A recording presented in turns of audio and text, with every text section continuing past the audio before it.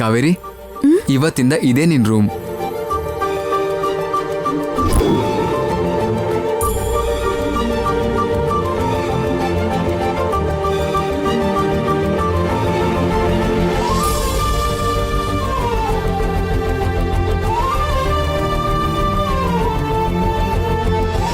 ನನಗಿಷ್ಟು ದೊಡ್ಡ ಕೋಣೆ ಯಾಕೆ ವಕೀಲ್ ಸಾಹೇಬ್ರೆ? ಶಿವದೇವ್ ಅಂಕಲ್ ಯಾವಾಗ್ಲೂ ನಿನ್ ಬಗ್ಗೆನೇ ಯೋಚಿಸ್ತಾ ಇರ್ತಾರೆ, ನಿನ್ ಹೆಸರನ್ನೇ ಜಪ ಮಾಡ್ತಾ ಇರ್ತಾರೆ.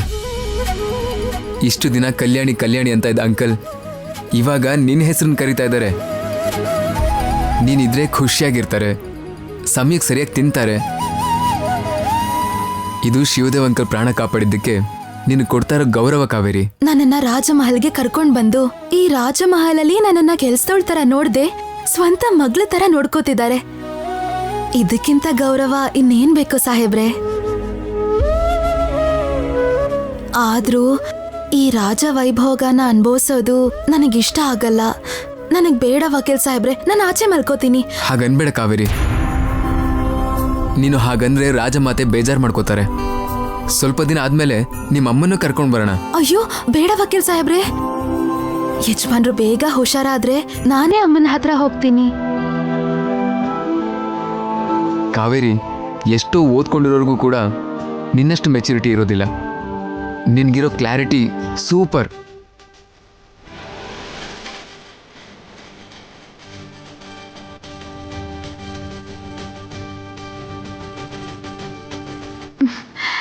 ವಕೀಲ್ ಸಾಹೇಬ್ರೆ, ಈ ಸಂತೋಷನ ನನಗ್ ಮಾತಲ್ಲಿ ಹೇಳಕ್ ಆಗ್ತಿಲ್ಲ.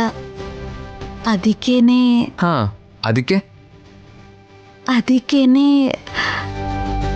ಒಂದ್ ನಿಮಿಷ ವಕೀಲ್ ಸಾಹೇಬ್ರೆ.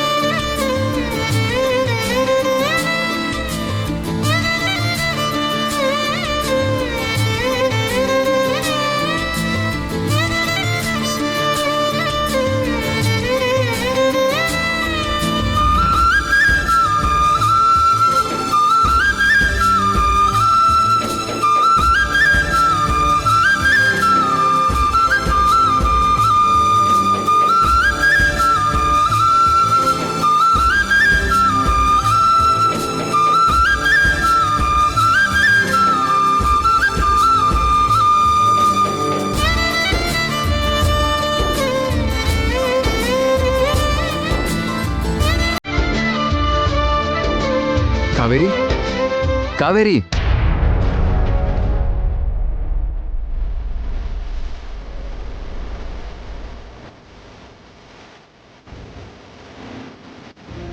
ಅದಕ್ಕೇನೆ ಏನೂ ಇಲ್ಲ ವಕೀಲ್ ಸಾಹೇಬ್ರೆ, ಏನೂ ಇಲ್ಲ. ಸರಿ ಕಾವೇರಿ, ನೀನ್ ಏನ್ ಬೇಕು ಅಂತೀಯೋ ಎಲ್ಲ ಏರ್ಪಾಟು ಆಗುತ್ತೆ. ನಿನ್ಗೋಸ್ಕರ ಇಬ್ರು ಕೆಲಸದವರು ಇರ್ತಾರೆ. ಅಲ್ಲಿ AC ರಿಮೋಟ್ ಇದೆ, ಬೇಕಾದ್ರೆ ಯೂಸ್ ಮಾಡು. ನಿನ್ಗೆ ಏನ್ ಬೇಕಿದ್ರು ಕೇಳು. ಬಾಯ್.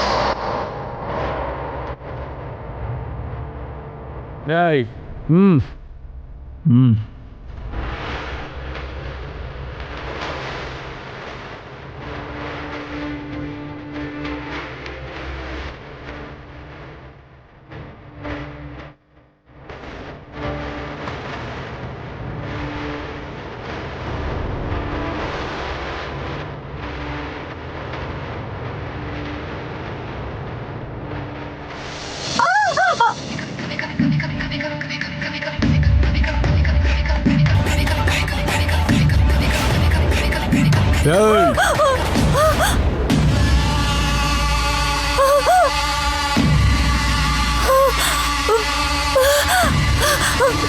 ಏಯ್!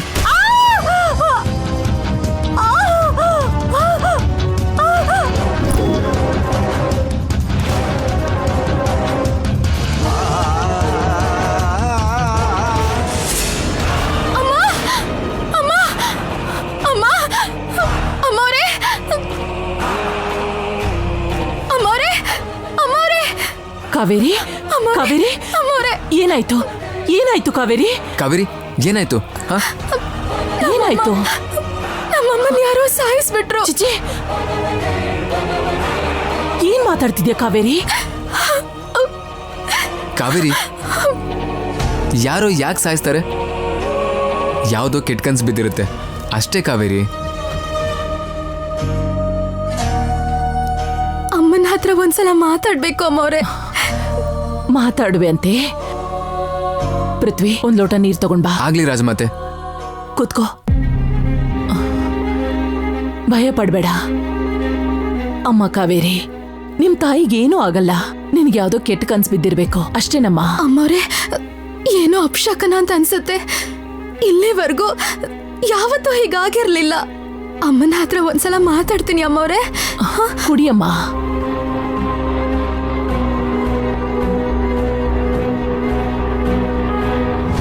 ಈಗಷ್ಟೇ ನಿಮ್ ತಾಯಿ ಜೊತೆ ಮಾತಾಡ್ದೆ. ನಿಮ್ ತಾಯಿ ಕ್ಷೇಮವಾಗಿದ್ದಾರೆ. ಈಗಾಗಲೇ ತುಂಬ ಲೇಟ್ ಆಗಿದೆ ಕಾವೇರಿ, ಹೋಗಿ ಮಲ್ಕೋ. ನಾಳೆ ಬೆಳಿಗ್ಗೆನೆ ಮಾತಾಡೋಣ.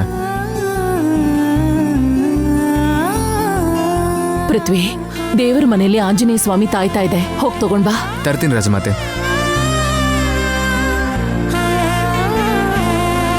ಫೋನಲ್ಲಿ ಮಾತಾಡ್ತೀನಿ. ಭಯ ಪಡ್ಬೇಡ ಕಾವೇರಿ, ನಾವೆಲ್ಲರೂ ಇದೀವಲ್ಲ. ಏನೂ ಆಗಲ್ಲಮ್ಮ. ನಾಳೆ ಬೆಳಗ್ಗೆನೆ ಫೋನ್ ಮಾಡ್ತೀರಲ್ವಾ? ನೀನ್ ಭಯ ಪಡೋ ಹಾಗೆ ಏನೂ ಆಗಲ್ಲ.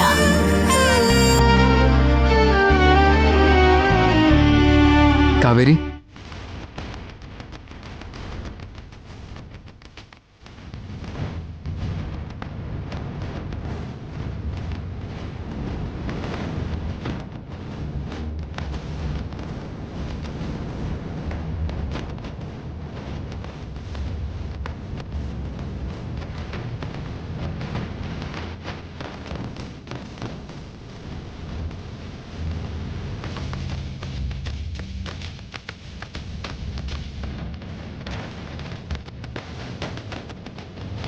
ನೀನ್ ಭಯ ಪಡೋಂಥದ್ದು ಏನೂ ಆಗಿರಲ್ಲ, ಸರಿನಾ? ಸಾಹೇಬ್ರೆ, ಒಂದ್ಸಲ ಅಮ್ಮನ ಹತ್ರ ಫೋನಲ್ಲಿ ಮಾತಾಡ್ಬೇಕು. ಕಾವೇರಿ, ತುಂಬ ತಡ ಆಗಿದೆ. ನಿಮ್ಮಮ್ಮ ಮಲ್ಕೊಂಡಿರ್ತಾರಲ್ವಾ, ಈ ಟೈಮಲ್ಲಿ ಕಾಲ್ ಮಾಡಿದ್ರೆ ಹೆದರ್ಕೋತಾರೆ. ಬೆಳಿಗ್ಗೆ ಎದ್ದ ತಕ್ಷಣ ಕಾಲ್ ಮಾಡೋಣ. ಸರಿ. ನಾವು ಏನು ಯೋಚನೆ ಮಾಡ್ತಿರ್ತೀವೋ ಅದ್ರ ಬಗ್ಗೆನೇ ಕನಸುಗಳು ಬೀಳೋದು ನಮಗೆ. ಭಯ ಪಡೋಂಥ ವಿಚಾರನ ಬಿಟ್ಟು ಧೈರ್ಯವಾಗಿರೋಂಥದ್ದು, ಖುಷಿ ಕೊಡೋಂಥ ವಿಚಾರಗಳನ್ನ ನೆನ್ಸ್ಕೊಂಡು ಮಲ್ಕೋ. ಸರಿ ವಕೀಲ್ ಸಾಹೇಬ್ರೆ. ಹೌದಮ್ಮ, ನಾಳೆ ಬೆಳಗ್ಗೆನೆ ಮಾತಾಡುವೆ ಅಂತೆ, ಹೋಗ್ ಮಲ್ಕೋ.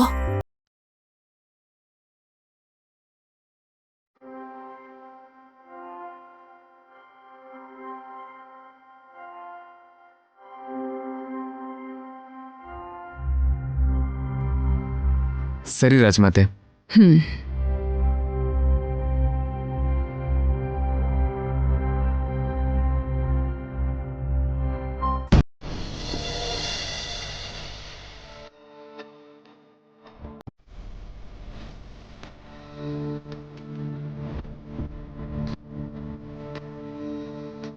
ಈಗ ಬಂದ್ರಾ? ಇಷ್ಟು ಲೇಟ್ ಆಗಿದೆ ನೋಡಿ. ನೀವು ಬರಲ್ವೇನೋ ಅಂತ ಭಯ ಪಟ್ಕೊಂಡಿದ್ದೆ. ಟ್ರಾಫಿಕ್ ಇದ್ದಿದ್ರಿಂದ ತಡ ಆಯ್ತು. ಸರಿ ಸರಿ, ನೀವು ಬನ್ನಿ. ಹಾಂ ಬನ್ನಿ.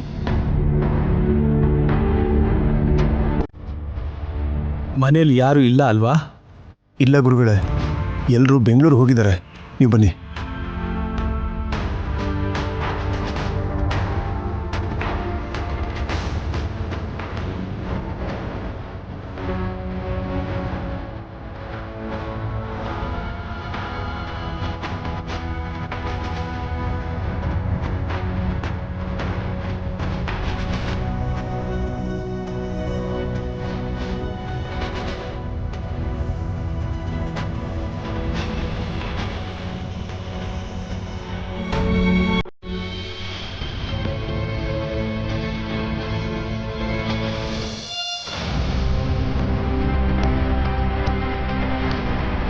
ಬನ್ನಿ ಗುರುಗಳೇ.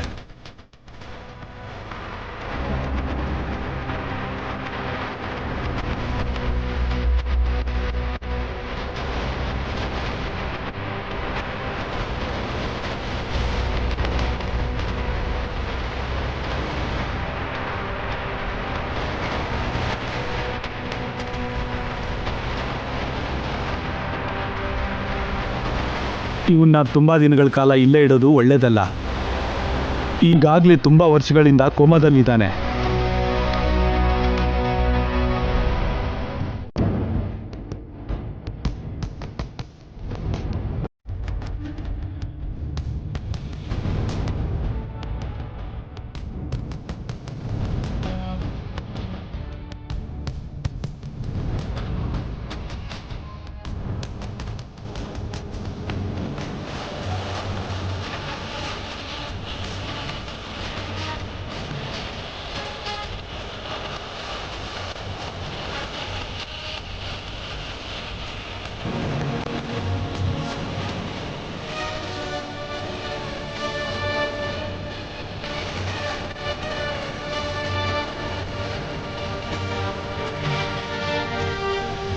ಇನ್ನೂ ತುಂಬ ದಿನಗಳ ಕಾಲ ಇವನು ಬದುಕುಳಿಯಲ್ಲ. ಎಷ್ಟು ಬೇಗ ಆಗುತ್ತೋ ಅಷ್ಟು ಬೇಗ ಇವನಿಗೆ ಚಿಕಿತ್ಸೆ ಕೊಡಿಸ್ಬೇಕು. ಇಲ್ಲ ಅಂದರೆ ಸತ್ತು ಹೋಗ್ತಾನೆ. ಆ ಥರ ಹೇಳ್ಬಿಡಿ ಗುರುಗಳೇ. ಇವ್ರು ಬದುಕಬೇಕು, ಇವ್ರನ್ನ ಸಾಯೋದಕ್ಕೆ ಬಿಡಬಾರ್ದು. ಇವನು ಬದುಕಬೇಕಂದ್ರೆ ಇನ್ನು ತಡ ಮಾಡ್ದೇನೆ ಕೂಡಲೇ ಬೆಂಗಳೂರಿಗೆ ಕರ್ಕೊಂಡು ಹೋಗಬೇಕು. ಅಲ್ಲಿ ನನಗೆ ಗೊತ್ತಿರೋ ವೈದ್ಯರ ಹತ್ರ ನಾನು ಮಾತಾಡ್ತೀನಿ. ನೀನೀಗಲೇ ಹೊರಟು ಬಿಡು. ಸರಿ ಗುರುಗಳೇ, ಇವ್ರನ್ನ ಹೇಗಾದರೂ ಮಾಡಿ ಬದುಕಿಸ್ಲೇಬೇಕು. ಇಷ್ಟು ವರ್ಷ ಕಾಪಾಡ್ಕೊಂಬಂದು ಈಗ ಇವ್ರು ಸತ್ತೋದ್ರೆ ಇಷ್ಟು ವರ್ಷ ಪಟ್ಟಿದ ಕಷ್ಟ ಎಲ್ಲ ನೀರಲ್ಲಿ ಮಾಡಿದ ಹೋಮದ ಥರ ಆಗ್ಬಿಡುತ್ತೆ. ಏನೇ ಆಗಲಿ ಇವ್ರು ಬದುಕಲೇಬೇಕು. ಸರಿ, ಹೋಗೋಣ ನಡಿ. ಹಾಂ,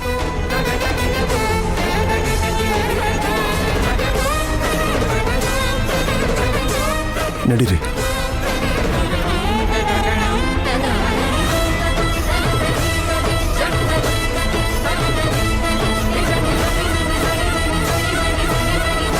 ಇಲ್ಲಿವರೆಗೂ ನೀನು ಇವನ್ನ ಯಾಕೆ ಬಚ್ಚಿಟ್ಟಿದ್ಯಾ ಅನ್ನೋದು ಯಾರಿಗೂ ತಿಳಿಯದ ಯಕ್ಷ ಪ್ರಶ್ನೆ.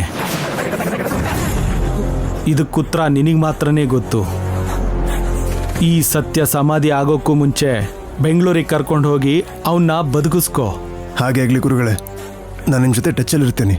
ನಾನಿನ್ನು ಹೊರಡ್ತೀನಿ. ಸರಿ.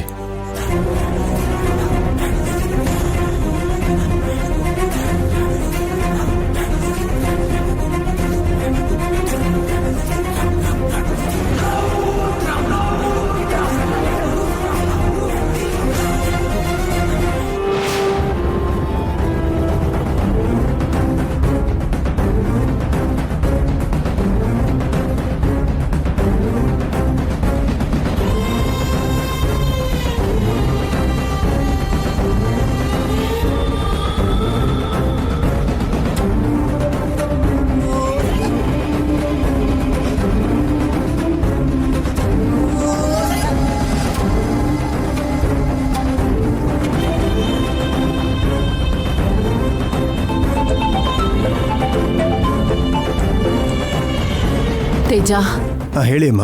ಶಿವದೇವನ ಆರೋಗ್ಯ ಇನ್ನೂ ಸುಧಾರಿಸಿಲ್ಲ. ಅವನು ಹುಷಾರಾಗೋದಿಕ್ಕೆ ಇನ್ನೊಂದು 10-15 ದಿನ ಬೇಕಾಗ್ಬೋದು.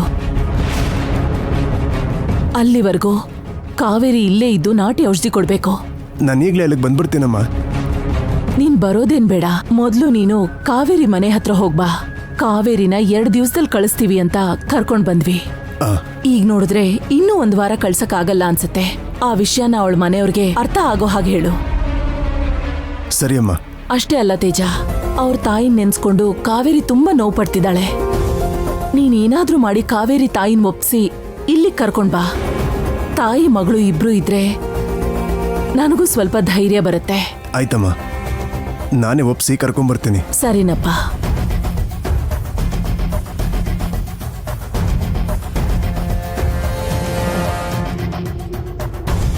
ಪೃಥ್ವಿ. ರಾಜಮಾತೆ. ಪೃಥ್ವಿ, ನಾಳೆ ಸೂರ್ಯೋದಯಕ್ಕೆ ಮುಂಚೆ ನಾನು ಶಿವದೇವ ಗುರುಗಳ ಹತ್ರ ಹೋಗಿ ಬರ್ತೀವಿ. ಮನೇಲಿದ್ದು ಕಾವೇರಿಗೆ ಏನ್ ಬೇಕೋ ನೋಡ್ಕೋ. ಸರಿ ರಾಜಮಾತೆ. ಬೇಕು ಅಂದ್ರೆ ನಾನು ಕಾವೇರಿನೂ ನಿಮ್ ಜೊತೆ ಬರ್ತೀವಿ. ಪರವಾಗಿಲ್ಲ. ಗುರುಗಳು ಶಿವದೇವನ್ ಮಾತ್ರ ಕರ್ಕೊಂಡ್ ಬರಕ್ ಹೇಳಿದ್ರು. ನೀವಿಲ್ಲೇ ಇರಿ. ಆಗ್ಲಿ ರಾಜಮಾತೆ. ಶಿವದೇವನ ಆರೋಗ್ಯದ ಬಗ್ಗೆ, ಕಲ್ಯಾಣಿ ವಿಷಯದ ಬಗ್ಗೆ ತಿಳ್ಕೊಂಡ್ ಬರ್ತೀನಿ. ಹಾಗೆ ಕಾವೇರಿಗ್ ಧೈರ್ಯ ಹೇಳು. ಸರಿ ರಾಜಮಾತೆ. ಅವಳ ತಾಯಿನ್ ಕರ್ಕೊಂಡ್ ಬಾ ಅಂತ ತೇಜಕ್ ಫೋನ್ ಮಾಡಿ ಹೇಳಿದೀನಿ. ಕರ್ಕೊಂಡ್ ಬರ್ತಾನೆ. ಆಗ್ಲಿ ರಾಜಮಾತೆ.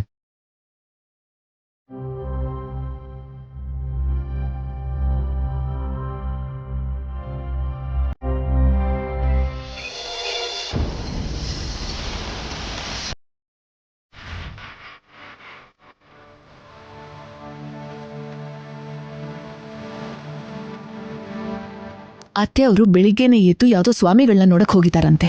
ಇದೇ ಅವಕಾಶನ ಉಪಯೋಗಿಸ್ಕೊಂಡು ಆ ಕಾವೇರಿನ ಏನಾದ್ರೂ ಮಾಡ್ಬೇಕು.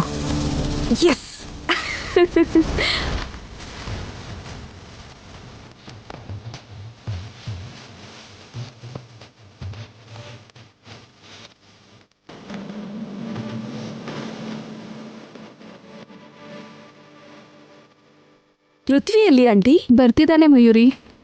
ಕೂತ್ಕೊಳ್ಳಿ ಆಂಟಿ.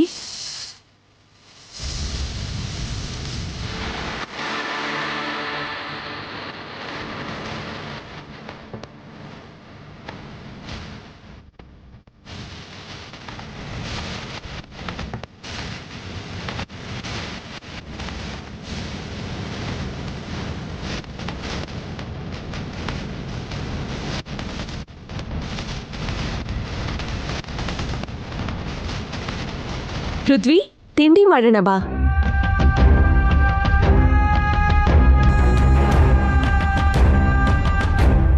ಏನ್ ಯೋಚಿಸ್ತಿದ್ಯಾ ಪೃಥ್ವಿ? ಕಾವೇರಿ ಕಾಣಿಸ್ತಾ ಇಲ್ಲ ಮಯೂರಿ.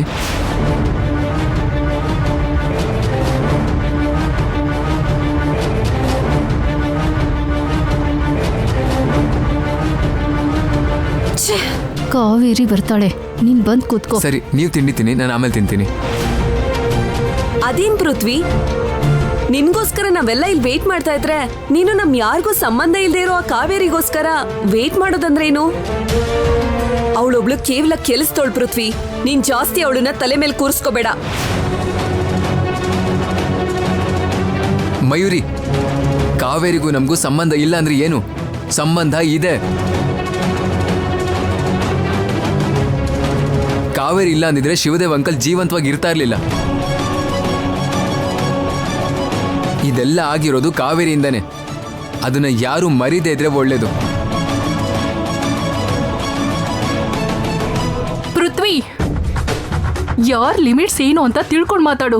ಏನಮ್ಮ ನೀನು ಕೂಡ? ಡಾಕ್ಟರ್ ಪ್ರಾಣನ ಕಾಪಾಡಿದ್ರು ಅಂತ ಅವ್ರಿಗೆ ಫೀಸ್ ಕೊಡ್ತೀವಿ ಹೊರತು ಪ್ರಾಣ ಕಾಪಾಡಿದ್ರು ಅಂತ ತಲೆ ಮೇಲೆ ಹೊತ್ಕೊಂಡು ಊರೆಲ್ಲ ತಿರ್ಗಾಡಲ್ಲ. ಕಾವೇರಿ ಕೂಡ ಅಷ್ಟೇ. ಅವಳು ಮಾಡಿರೋ ಸಹಾಯಕ್ಕೆ ಅವಳಿಗೆ ದುಡ್ಡು ಕೊಟ್ಟು ಅವಳನ್ನ ಊರಿಗೆ ಕಳಿಸೋ ಬದಲು ನಮ್ಮ ಮನೆಯವಳ ಥರ ಯಾಕೋ ಫೀಲ್ ಮಾಡ್ಕೋತೀಯಾ? ಬಾ ತಿಂಡಿ ತಿನ್ನು.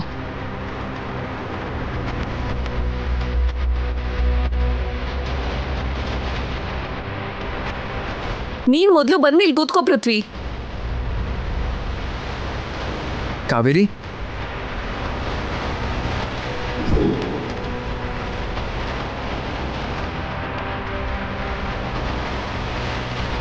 ಕಾವೇರಿ, ಯಾಕಿಷ್ಟು ಲೇಟ್ ಆಯ್ತು? ಬಾ ತಿಂಡಿ ತಿನ್ನೋಣ.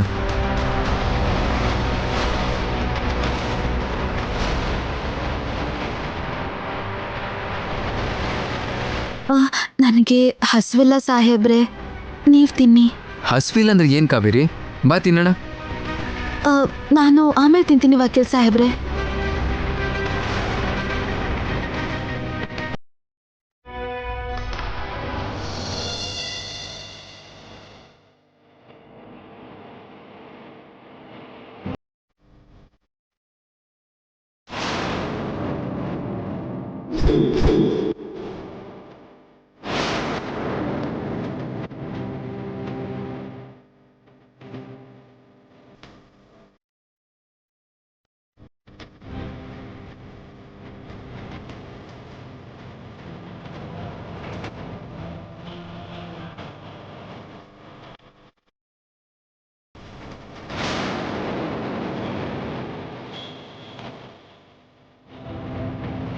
ಕೂತ್ಕೋ ಕಾವೇರಿ.